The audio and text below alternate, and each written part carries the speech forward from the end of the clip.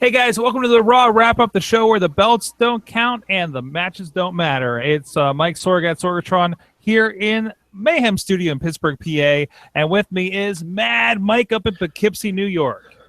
Oi, Bob's your Uncle Sorg! How are you this evening? All right, I got a wonky camera. This is not... Okay, so this might be a little bit different than usual. Your camera's but yeah. all 6s and 7s, Sorg! Oh, this is going to be a long show. I'm not doing the whole show like this. Don't worry. Yeah. Oh, I hope not. Oh, yeah, wow. Wow. That actually isn't even my good British accent. I just want to be a dick.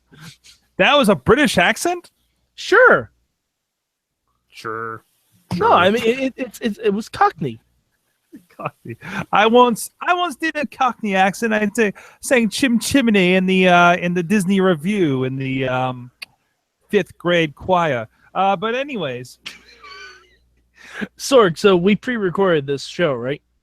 Yes, we did. We have a slightly smaller set than usual. Not as many of the bells and whistles around the ring. Hold on. I need to set up for the British version of this show. Okay. Okay. British version, activate, Sorg. Did I miss? There is no phone booth at the entrance anymore. Yeah, I didn't see it. I was very upset. Ladies and gentlemen, that's my bad and what I would change this week. I know it's not the midweek war, but that's what I'm going to say. All right. I like it. Sorg opening up negatively about Raw. This certainly is Bizarro Land. Welcome. It's like we're across the pond and just had an 8-hour plane ride and just not feeling so chipper about things. Yeah, even though they've been there for a while, especially, mortal enemies Braun Strowman and Roman Reigns, who were seen sightseeing outside the Roman Coliseum. Really? Like together? Yeah. It's amazing. I love it. Together. Yeah, together. Kayfabe's... Kayfabe, motherfuckers. Kayfabe's stupid as shit, man. Kayfabe, kayfabe rule is like the what was it, the zip code rule for relationships? I don't adhere to that rule, Sorg. Not zip codes, area codes is probably the one. I don't adhere to that one either. That's the ludicrous rule. It's a ludicrous rule? Yeah, because you've got hoes. You got hoes in different area codes. I don't even know if that was close to what it's supposed to be. But anyways. It actually is, Sorg. You can represent my street cred. I lived in the Bronx for about 10 years. Well, there you go. There you go. Absolutely. But anyways, Raw tonight. First of all, please explain to me the situation where we ended up with co-general managers. What the fuck is that? I don't know. I came in a half an hour late because I had a community meeting I had to attend, and I'm just like, wait, what do you mean what? Sorg, Raw is broken. It's completely broken. Because apparently the show opened up with Kurt calling Dean Ambrose and saying, hey, you can be general manager this week. Why? Nobody knows. And then Dean came out to make some matches and stuff like that. And then Miz came out and said, ho, ho, ho, ho, ho. Stephanie McMahon heard about this. I'm not sure how. I'm literally not sure how, because Dean just found out right before he walked out to the ring. It doesn't mean it didn't. I mean, there's got to be paperwork involved and everything like that, right? I mean, imagine for something as powerful of a position as general manager. Nope. They wouldn't just throw anybody in the role of supervising and conducting a live television show with sponsors and millions of watchers, right? Sorg, they had a segment where Dean was just finishing writing the show. I was watching that, yes. Yes, which is very, very 1997 and WCW Nitro. Welcome to Whose Raw Is It Anyway, the show where anything is made up and the wins don't matter. You did that a little bit better than I did, yeah. But anyways, no, I thought it was. I thought it was fun. Sorg, why would either of these guys be put in charge of Raw? You know what I hate? What? You know what I hate so much right now? What do you hate? As I was searching for excuses for the show, mm-hmm. I flashed back when Fake Me was making the same excuses last week on the show. Sorg, do we need to call Fake Sorg again? Hello, self-awareness. When somebody does an impression of you and you're like, oh shit, that is what I say. You should. No. Fake Sorg is back, bitches. Do not. Okay, Mike. What did I think about Raw? This is a new game. Maybe this is how we roll. What did I think about Raw tonight? Well, Sorg, I really liked the Tag Team Turmoil match. I thought the Tag Team Turmoil match showcased a lot of the extensive tag teams. I thought Golden Truth got a nice little rub there. It was kind of cool seeing heel versus heel with Sheamus and Cesaro versus the Club. Enzo and Cass didn't really make much sense in there, but so transparent. Oh my god! It's almost like we've known each other for about 10 years. Yes. Sorry.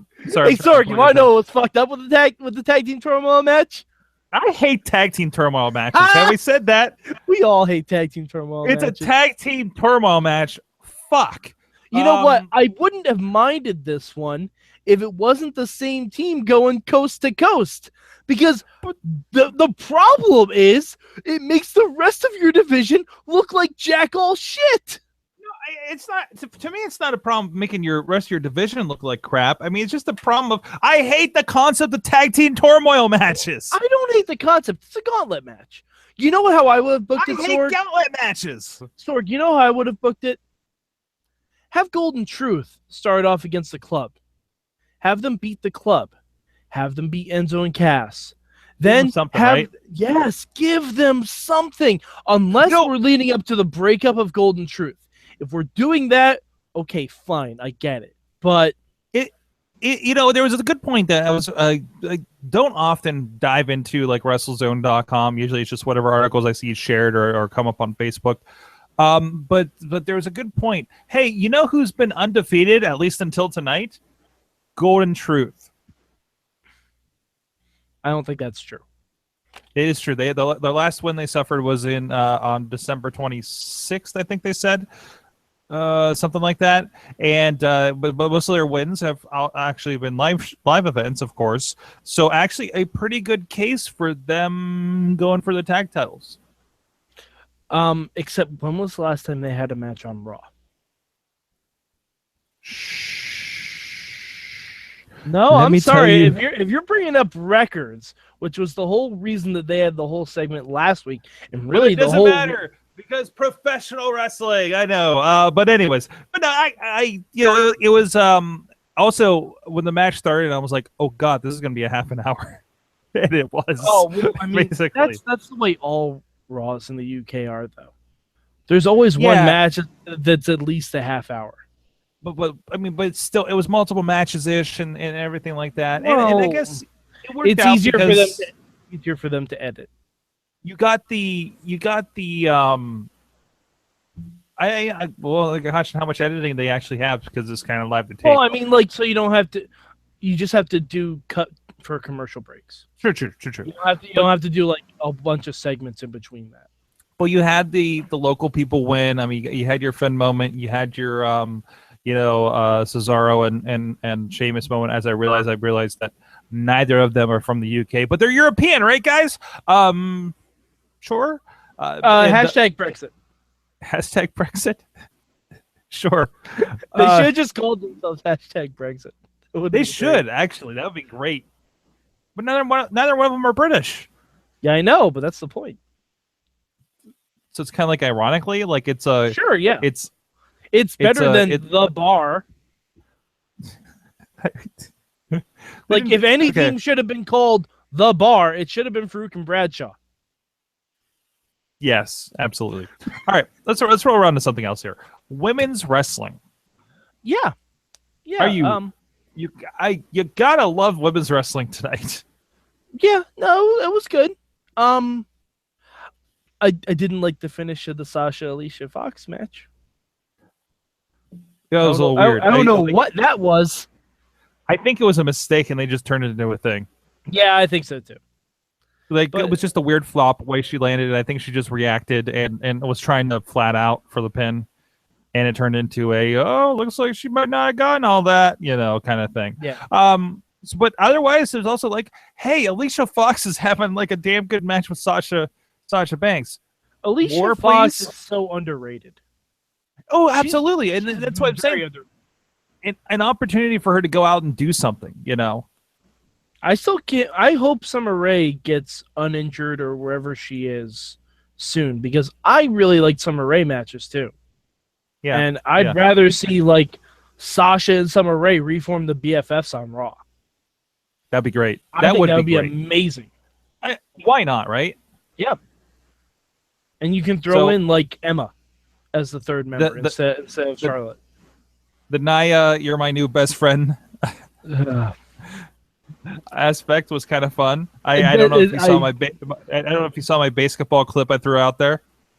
No, I didn't, but I do appreciate a good basketball reference. Yes. Wake up, bitch! You're my new best friend. Like that's how that felt to me. So, are we going to the zoo? There we go. I wish at least just any kind of zoo comment. She's too young to know that movie. Actually, I think Alexa would probably know that movie. You think so? I think so. She seems like our people. She was probably 8 at the time. She but cosplayed as Freddy Krueger, Sorg. That's true.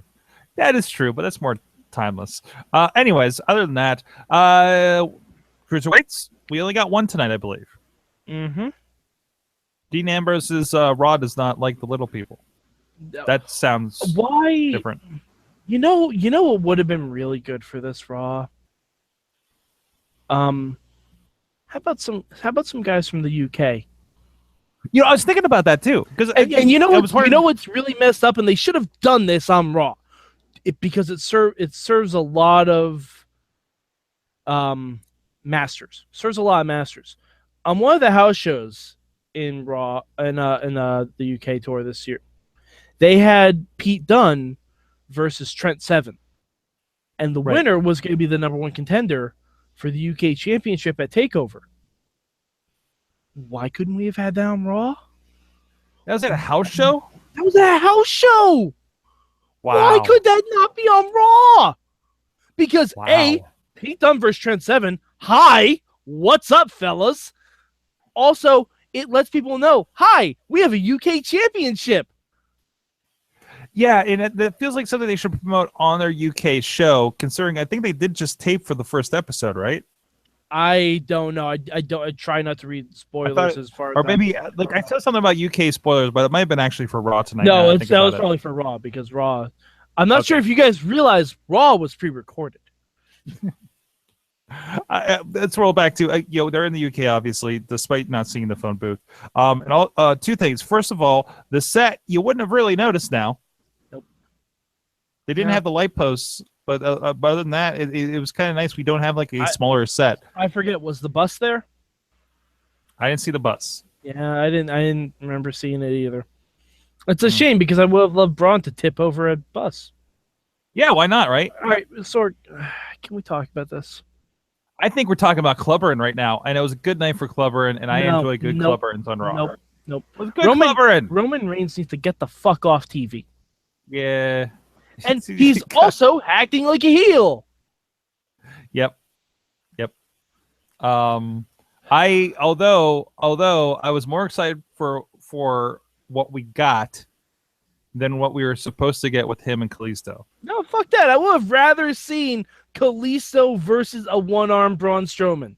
Clubberin. I would have rather seen that. Okay, like, that would have been fun. Yes, exactly, because Roman Reigns is a fun vacuum. That's why he goes like Sorg. Fun vacuum. Sorg, that's why he goes like this. He sucks all the fun out of the room. All of it. That's why for bigger arenas he has to do it multiple times.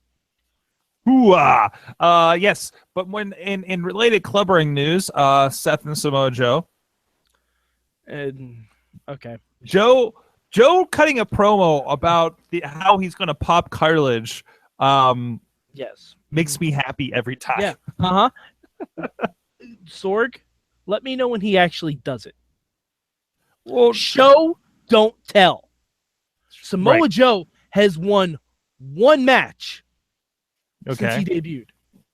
This is where jobbers come in handy. Show, don't tell. This is where jobbers come in handy, right? No, like Samoa this Joe... is where smart booking comes in handy. Samoa Joe should have beaten Seth Rollins at Payback. Okay. Samoa Joe should have been, I don't know, at WrestleMania. At all. Okay. Or at least in the meantime, he should have been like laying out people. Or maybe in to that show how Andre much the of a Giant threat he Battle is. Royal.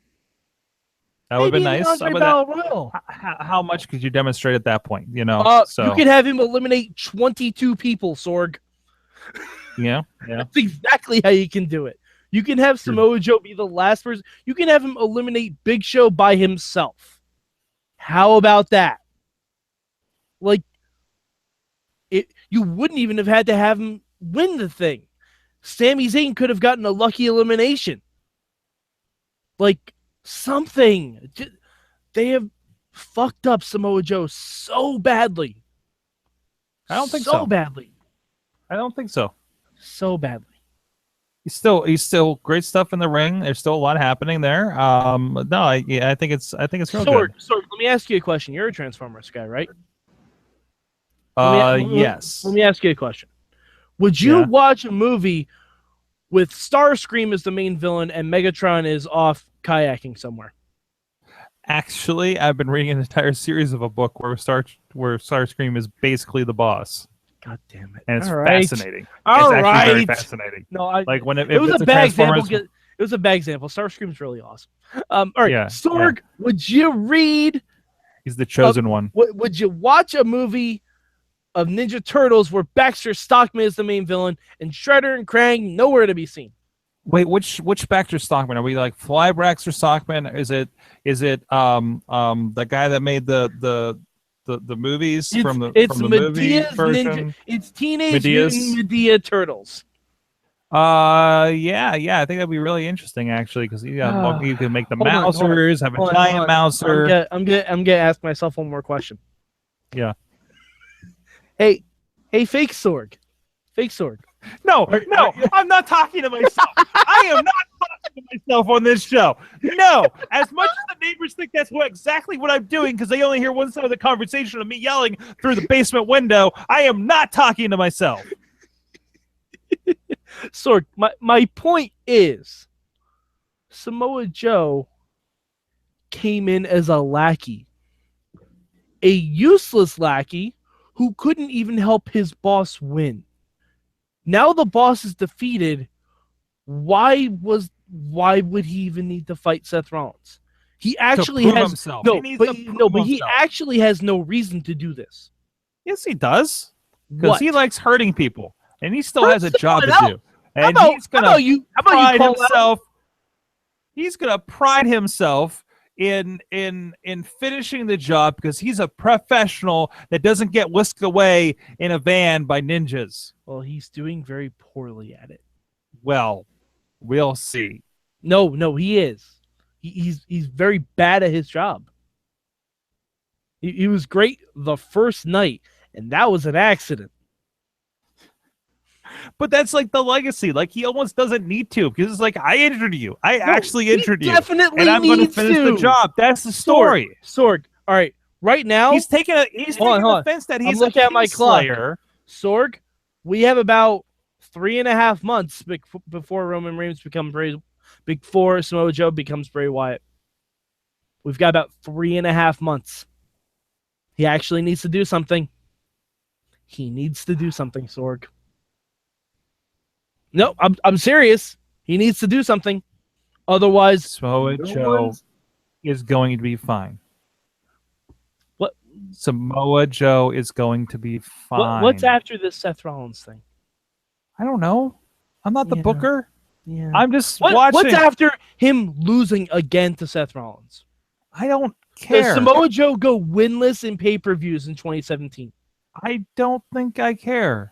As long as he's you punching people in the face and talks about the popping the cartilage, I'm down with the Samoa Joe. And then losing when it counts. I don't even know who won matches tonight. The show where everything's made up and the wins don't matter. And that's why it's about 2 hours and 15 minutes of watchable Raw tonight. How about you, Mike? Ooh, 35 minutes. 35 minutes? Wow, it was not that bad of a No, I Raw. like the Tag Team Turmoil match. No, honestly. Wait, the Turmoil opening match match- is the part you liked? Yeah. Wow. Because you know what? It meant something. It's the thing I like the least tonight. It's the only match on the card that meant something. The opening match, Finn and Miz, didn't mean anything. The closing match, Dean versus Bray, didn't mean anything. Like, maybe if we hadn't already established that Dean had a number one contender, maybe they could have used this show for that. Maybe we could have done something with that, like a Beat the Clock series or something. Like something Oh, where you God. could, no, but something. You made me vomit in my mouth. I'm trying to make the Oh. best of a bad situation because they don't do a lot of segments on pre-recorded Fucking shows. Beat the clock. They What don't the do hell? they don't do a lot of segments on pre-recorded shows. Okay. So I'm trying to make Sean the best of a bad Laurinaitis. situation by having matches matter. None of the matches mattered tonight except for a Tag Team Turmoil match. None of them meant. Perkins technically has a title shot now. No, I don't think that's happening. No, he should. He has a claim for it now. Ooh, I don't think that's because he didn't solve the Austin Aries problem. Austin Aries came right out. No, but he said if you beat this guy and no, he said if you solve the problem. He didn't say winning the problem. Because Sorg, If you this Tyson is the show. Topko the problem. Sorg, this is the show where everything is made up and the wins do not matter. Just one big rubber match. Anyways, Mad Mike 4883 on the Twitter. Yes. That yeah. I mean, you can check out the Midweek War. We do a bunch of stuff. We're gonna Sorg, guess what? Lucha's coming back soon. Yes. Do you want to watch a show? Do you want to watch a show where we don't absolutely disagree on everything around a television show? Watch the Midweek War. I mean, we only partially disagree sometimes. Yes. It's more playful than this. Fake Sorg sounds almost like real Mad Mike then. It's like, oh, I should have brought down. I actually have popcorn upstairs. I went and watched Guardians this morning with my wife, and I completely still have popcorn. I was completely eating popcorn while watching Raw. Excellent. It's like half-day-old popcorn. I completely needed it for tonight. Anyways, I should gift myself. That sounds dirty. SorgatronMedia.com. Check out all the sites. Hey, what's up to our new friends on the network, the Comic Book Pit? Just had their 250th episode for Free Comic Book Day. Go check them out. And the other comic book stuff with our good friends. Somebody used to talk about wrestling and used to be a fan of Samoa Joe. DJ Lunchbox, now known as Will Rutherford, at panelriot.com. Also part of the network. New episodes coming up soon for that. So a lot of great stuff. Scarehouse podcast just came out today. Sawtooth Willie just came out overnight, and Fishing Without Bait in the morning. Thank you so much, everybody. Supports the network, supports the shows, WrestlingMayhemShow.com. Subscribe to this Raw wrap-up on iTunes, Stitcher, maybe Spreaker, definitely not iHeartRadio, and video versions coming up on the Facebook and the YouTube, streaming on YouTube Live. A reminder, if you join us here for the Wrestling Mayhem Show live on Tuesdays at 10 p.m. Eastern Time, we will actually, I think, be doing it on Google Hangout, as I will be traveling to Michigan. Might see what Zach Gallen's up to up there. I might visit the Silverdome. Ooh, I should visit. Is Silverdome still up? I don't believe so. Oh. Sorg, you know, if you need help finding Zach Gallen, there's a good place you can do that. Yes, the documentary that we did at indiewrestling.us, joe-dabrowski.com for the DVD edition. Finding Zach Gallen, great documentary there. All right, that's enough plugs for tonight. Thank you, Mike. We'll see you guys next time. Keep it